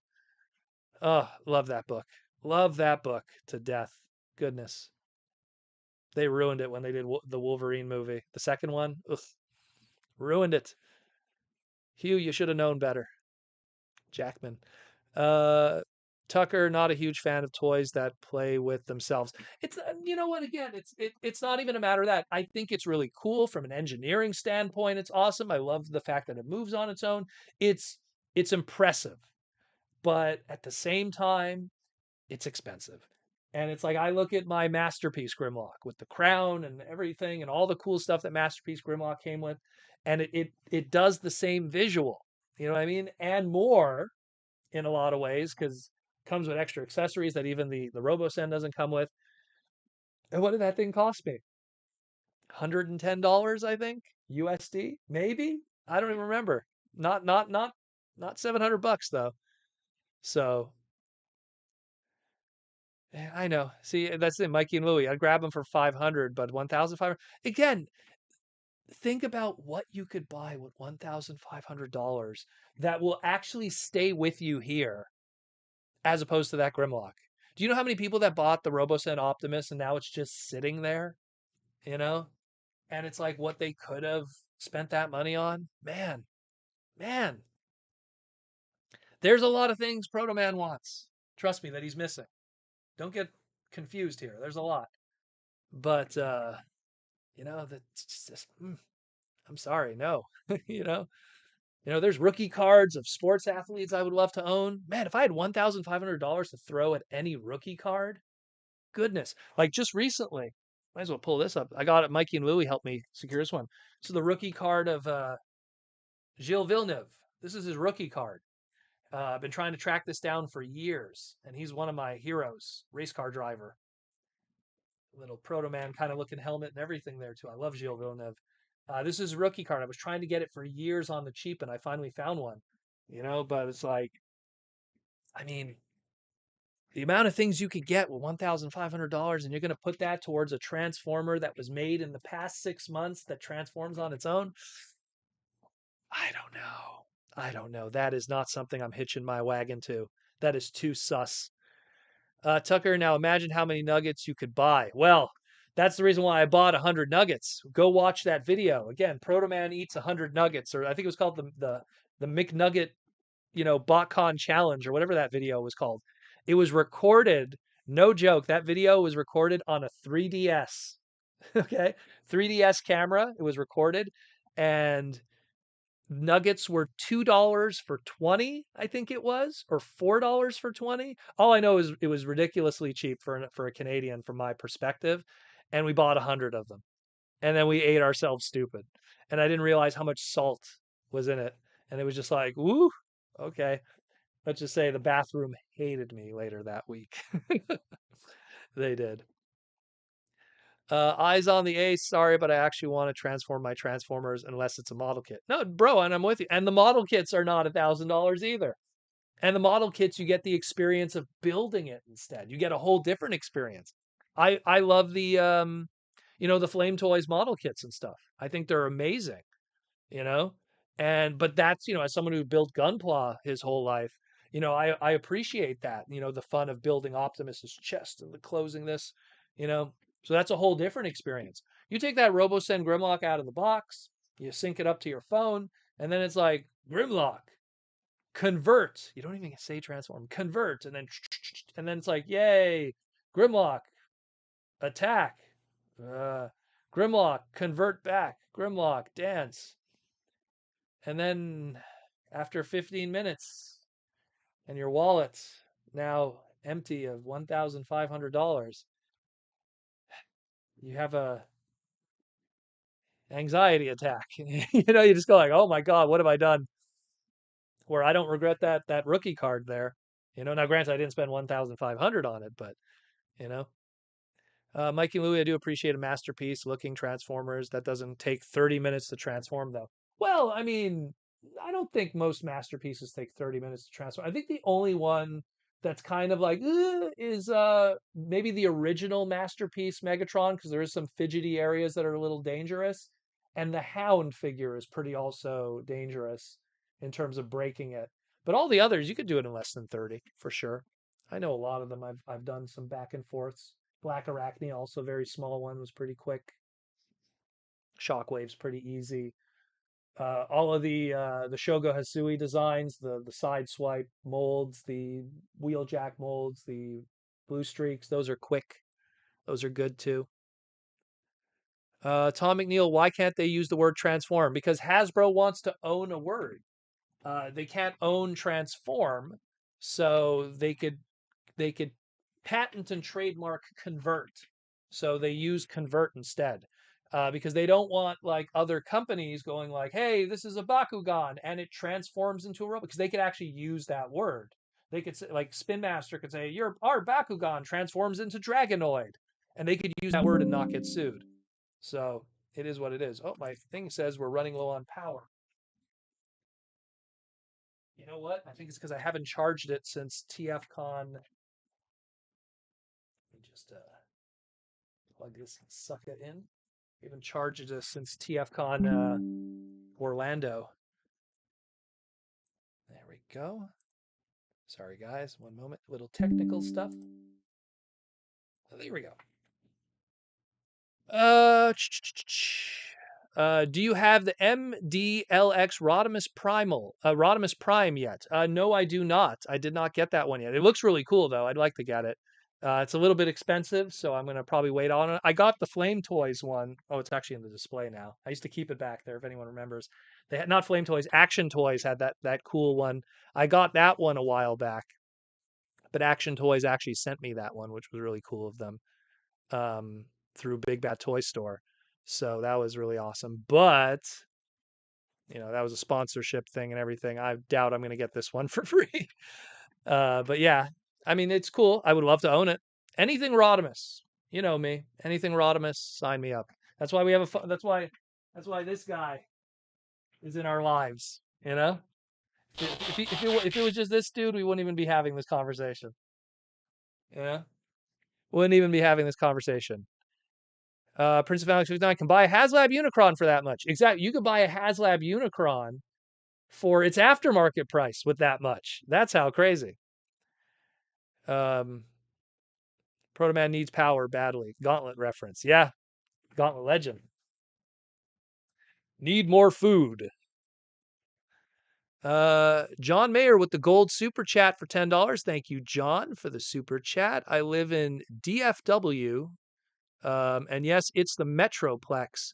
And Uber is cheaper, but still DFW International is far from most hotels that could be convention centers, but it was easy to get around downtown after that. Yeah, because I remember that one at the time, Josh Perez was living in Texas, and he picked me up from the airport. So I didn't have to worry about that. And I think he dropped me back too. So I didn't have to stress about how to get back. But it was great. Yeah, outside of the Metroplex, and again, no joke, that's what it was called. You were right. I remember the hotel people were saying, "Hey, you want to go see where JFK was shot?" And it's like, "That's no, thank you." But it was in that downtown area, and there was food, there was tons of great stuff. It was fun. Again, I remember that was a good one. No complaints there. I think the only bad thing about that weekend, I think the ATM machines weren't working or something for the collector club store, or was the credit cards weren't working. That was the only bad thing that weekend, but otherwise it's pretty good. Had fun. There was a lot of cool people there. Hung out with my buddy Hydra, hung out with Monzo, all the cool dudes. T-Formers 2002 at an MP that takes a little bit do a spin out. The Sunstreaker mold. Yeah. Yeah, the Sunstreaker mold I heard is pretty complicated. I don't have that one. I actually don't have that masterpiece. I would love to own that one. But yeah, I've heard that one. There's this great photo of him. He's like completely like splayed out, and someone put like "kill me," like a really good photo of him. I heard he's pretty complicated, that one. Pretty sure Larry in the chat could attest for that. He loves, he's the, for me, Hot Rod, for him, Sunstreaker. Let's put it that way. Link CW, what's up, man? Sorry you're late. Miss anything? Little things here and there. We'll do the replay later in the night. For people that are always wondering, when we end the stream, it takes like 30 minutes for it to encode because it's a 2-hour stream. So it takes like 30 minutes for YouTube to encode our segments before it could go live, just to make sure we didn't like, do anything questionable.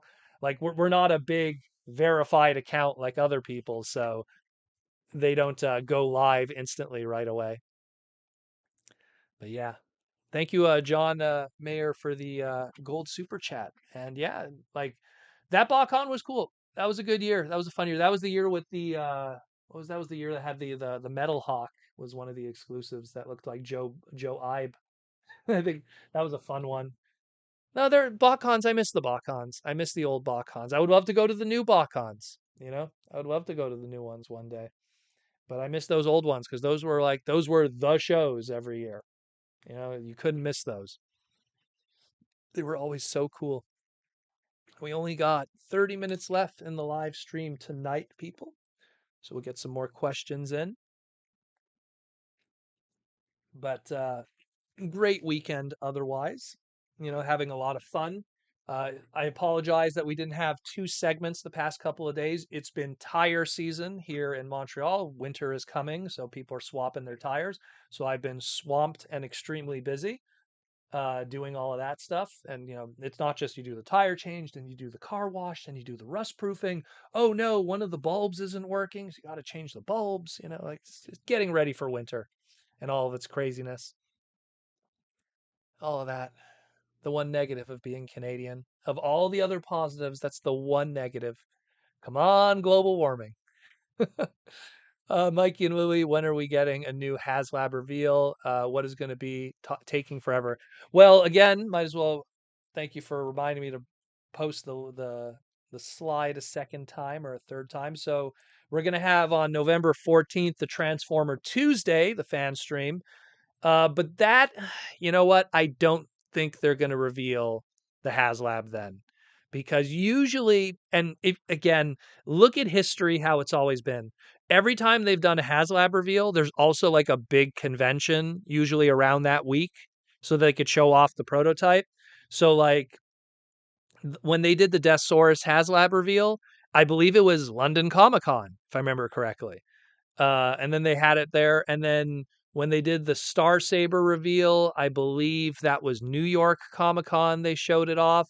And then when they did the Unicron, that was supposed to be like a big thing also at New York Comic Con, but it didn't work out in the end. They had to push it back. A lot of craziness. But yeah, November 14th, Transformer Tuesday. And yeah, it is what it is, yo. Check that out. Mark it on your calendar. Yeah, we got the shipment notices where you got to just check your address and stuff to make sure that it gets you. Actually, Mike and Louie, you guys recently moved, so you should probably double check that. Make sure it has the correct shipping address for your stuff. Um, so yeah, it was 10/27 if I remember correctly. It was last year's 10/27, and London Comic Con was the week after. I remember that was the one where they showed it. It was BMAC, and he was alone in the Hasbro office because it was still during the Big V. And I believe Thu was with him, if I remember correctly, like obviously through like a Zoom chat. I think that's how it was. That's what I remember. Oh my God, I smell Asian food. Oh, I smell. I thought BMAC mentioned we wouldn't see the HasLab until next year. It's a possibility. It's a possibility, but BMAC has said some stuff, and then it had to be moved around in the past because everything's pre-recorded.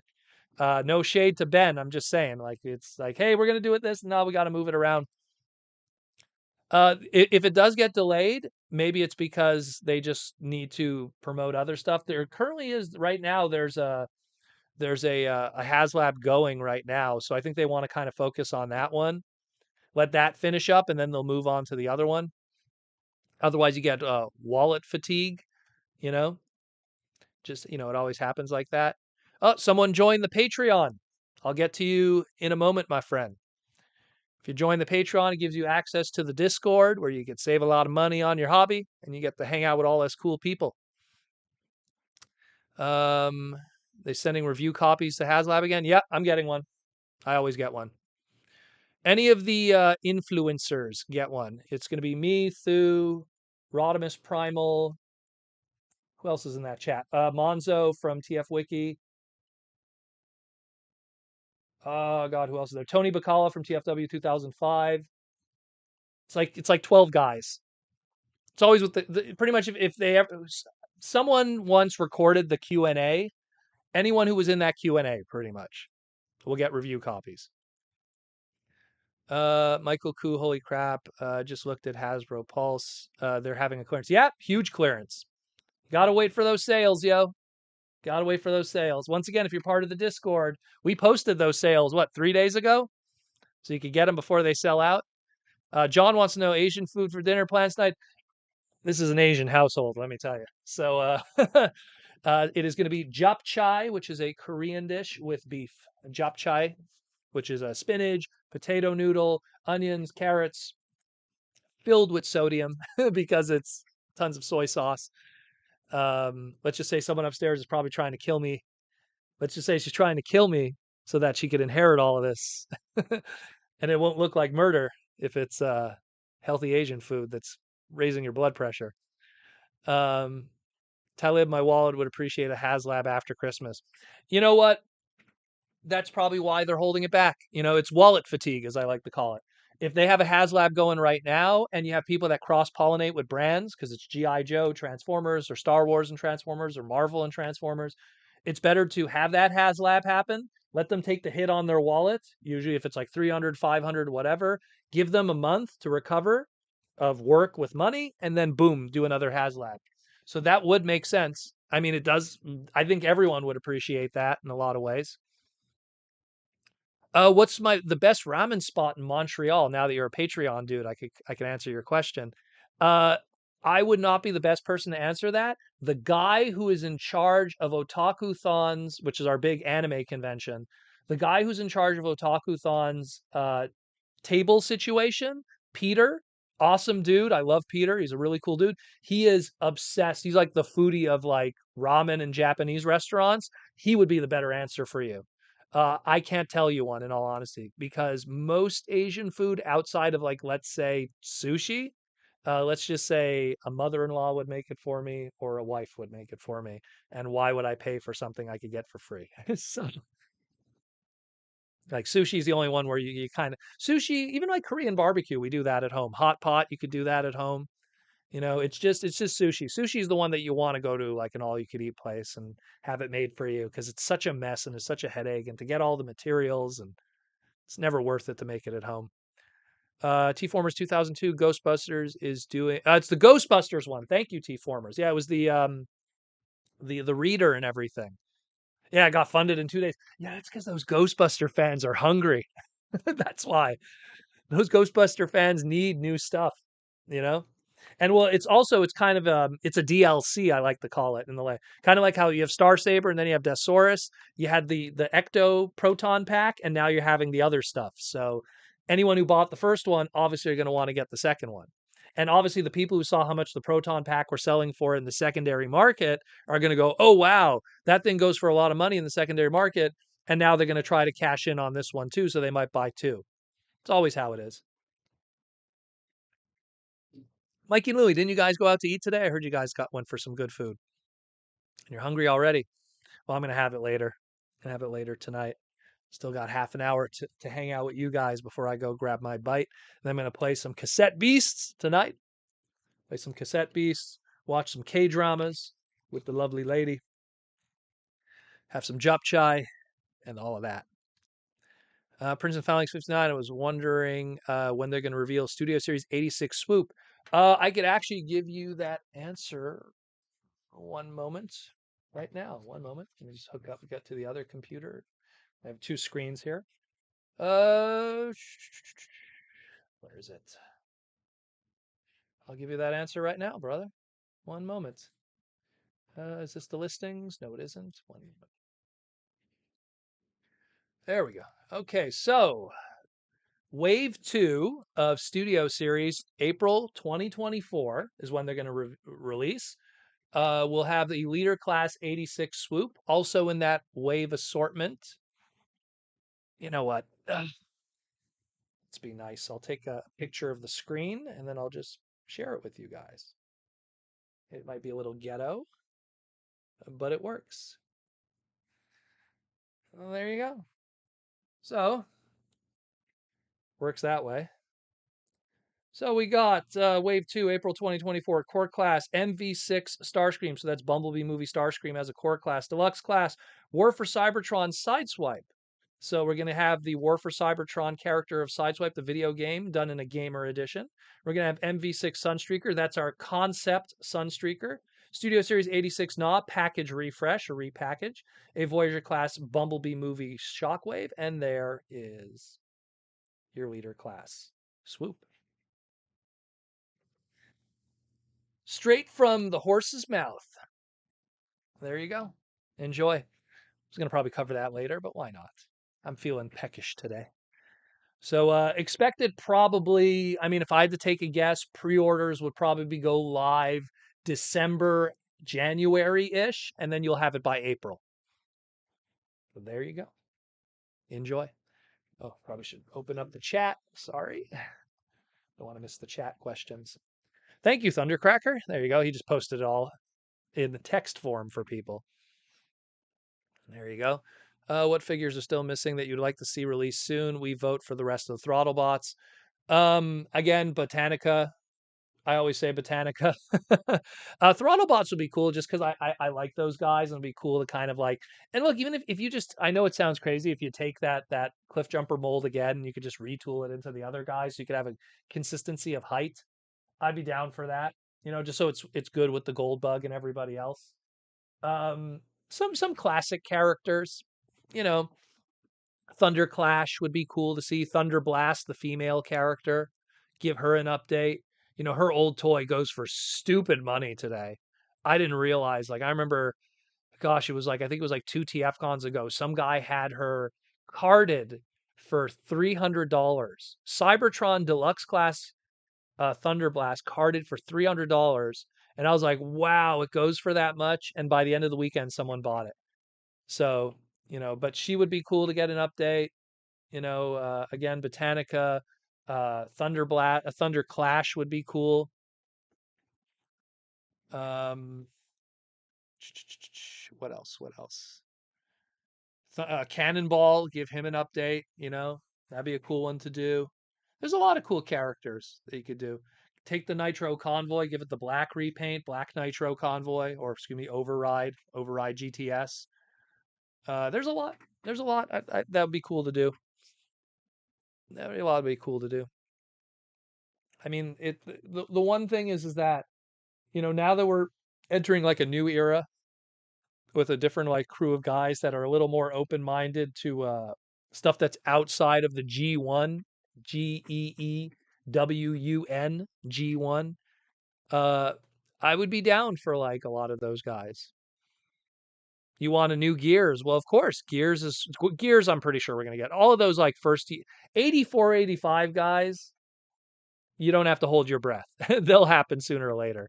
It's when you get to 87 and onward, Headmasters, Target Masters, Throttlebots, Pretenders, Micromasters. That's where it's oof, you gotta hope. Mikey and Louie, a new Thunderwing with Evil Matrix from the comics. Oh, I would love Green Matrix Thunderwing. I would love that. That's when I worked on the subscription service figure. I was channeling that character with the bludgeon. Love that. I love Green Matrix Thunderwing. That's Matrix Quest Thunderwing. That's Simon Furman goodness. T-Formers 2002. You think Studio Series 86 Brawn could get turned into Throttlebot Roll Bar? He could, but he'd be a little large, I would find. And I don't know. Maybe. I mean, there's no hot and fast rule with that robot mode outside of the animation model. I guess so, but then it would have that hood that Braun has, and it's great for Braun. and it's great for like Outback, but I don't know. I would love to see something that goes more for the animation without having to be held back by that's why I feel like if you could just retool from that cliff jumper, it kind of has that silhouette of all those other throttle bots, and you could get away with that. You get the front wheels, excuse me, and front window and all of that, and then the feet. You could just continue that onward. Quaggy, a Shatterglass done and dusted now that Skybound holds the comic book license. Yes, unfortunately. Skybound 100% has the Transformer comic book license, including reprints. So if they're going to do reprints of old G1 books, it's going to be done through Skybound and Image Comics. So that's just how it is. The license has shifted over. IDW is not in a good financial place, unfortunately. But they kind of did it to themselves. That's all I'm going to say. Let's be real. Mikey and Louie, what are the theories for what Haslab will be? And what are the crazy possible theories it could be? Crazy possibilities? Let's do a crazy one. We're going to have a Haslab 1x4 scale dispensor, the Mountain Dew Transformer. Mountain Dew machine transformer. No, that would be cool though. Or another crazy one would be a 1x1 scale Transformers the movie 2007 Frenzy that transforms from boombox to 1x1 scale Frenzy, or a 1x1 scale Wheelie from Revenge of the Fallen with remote control action for $1,000. But what I think there's a really obvious answer, but I'm not going to say it. T-Formers 2002, speaking of Skybound issue number 2, is this Wednesday. Yes, it is. Yes, it is this Wednesday. And I believe they revealed the cover for issue number 3 already 2 days ago. I don't want to talk about the comics just because I know a lot of people haven't read them yet, so I don't want to spoil for people. But between Void Rivals and this, a lot of great stuff. Go read those books.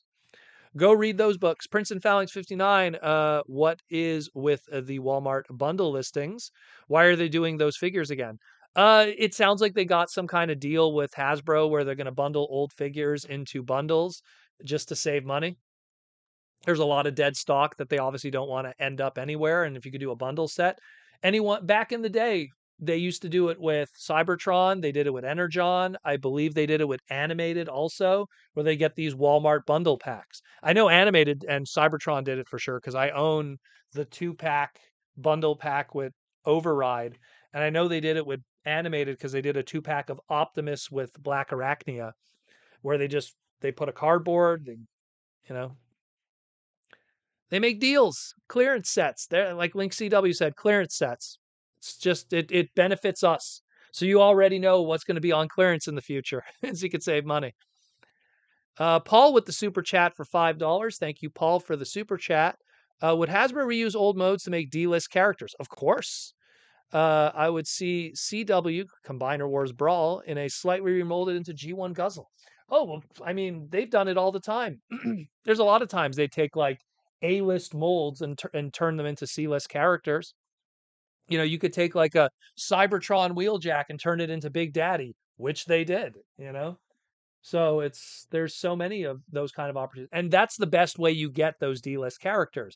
Instead of them having to invest heavily into it, you take an A-list character and turn it into a D-list character. They do it all the time. So I could see that. Guzzle especially, all of those little dudes, Guzzle and Sizzle, those little spark boys, they would be great examples.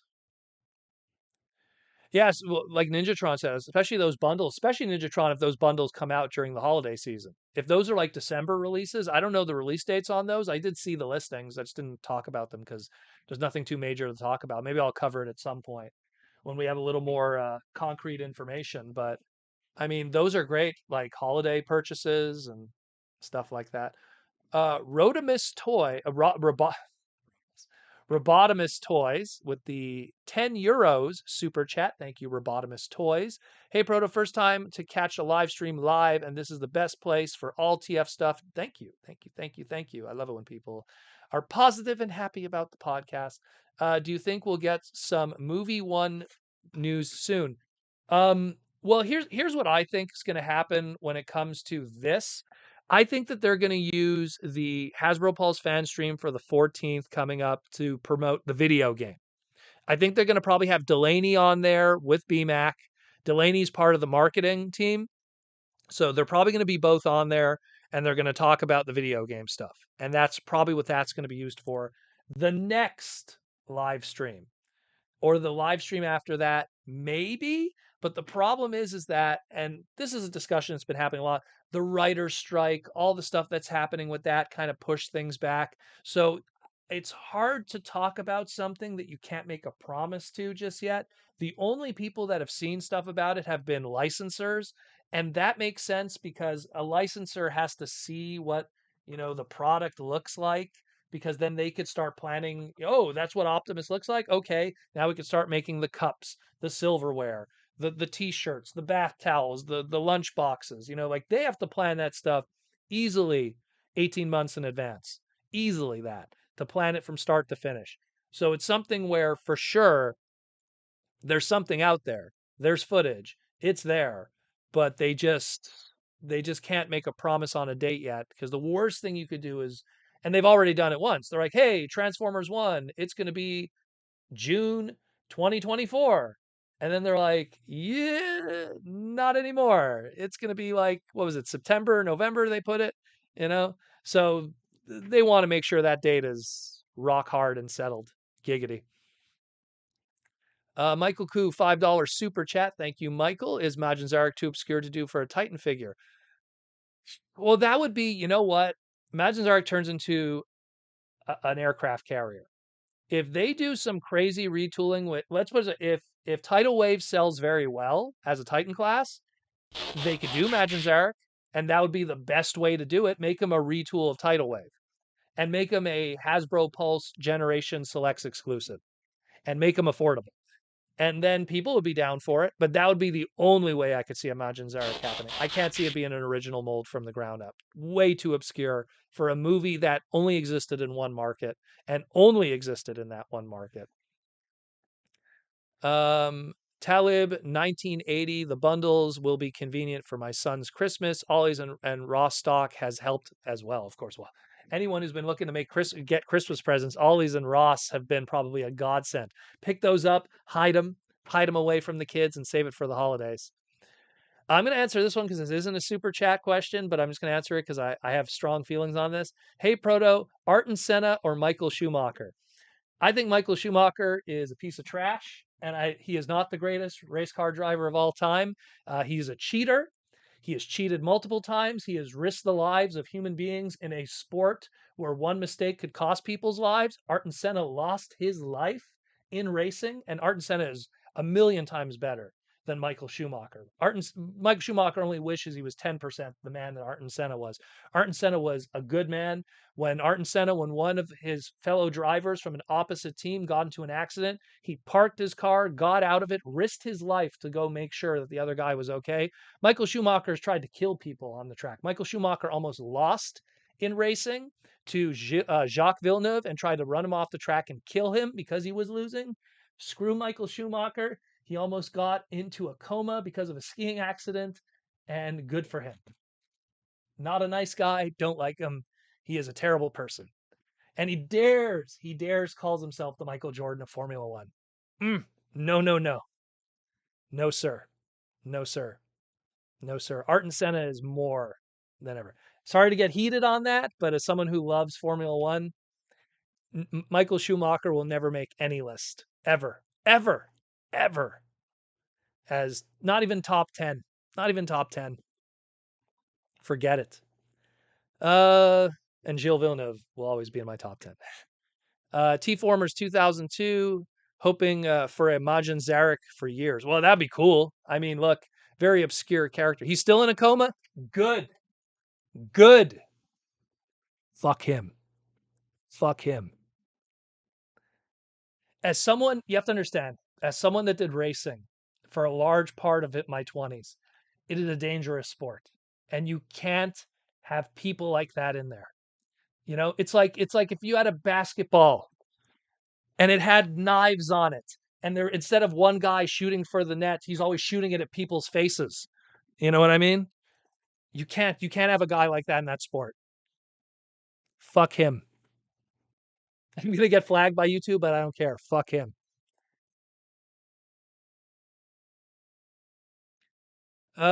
Something less. You said less than Funko. Funko doesn't kill people. Michael Schumacher tried to kill human beings. He's a attempted murderer in a sport. Okay. Ayrton Senna lost his life in Formula One. Gilles Villeneuve lost his life in Formula One, but they lost it under their own. No one hit them purposely.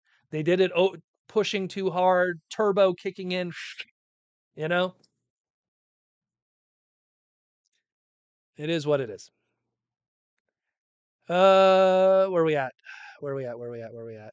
That being said, read Transformers #1. Oh yeah, read Void Rivals first. Read Void Rivals. What are we up to? Issue #4 right now. Read Void Rivals. He should not even see. People are saying he should be banned.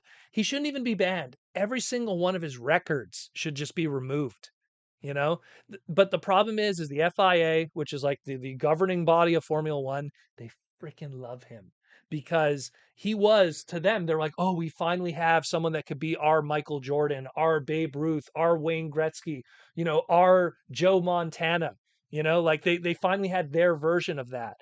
Celebrate anyone else. Fernando Alonso. Celebrate. Why aren't we talking about Lewis Hamilton? Celebrate Lewis Hamilton. He's more of a prodigy than Michael Schumacher ever was. Michael Schumacher was a rich kid who had rich family. You think of all these other guys I mentioned. Michael Jordan didn't come from a rich family. You know, Wayne Gretzky didn't come from a rich family. All these other sports athletes that were poor, that worked their way up, that became legends. Then you have this rich kid who had a lot of money, got his first go-kart when he was like 3 years old. You know what your go-kart is for, when you're 3? Good Lord. And then had it on easy mode, got put in the most powerful race car, in a sport where people win just based on having the best car.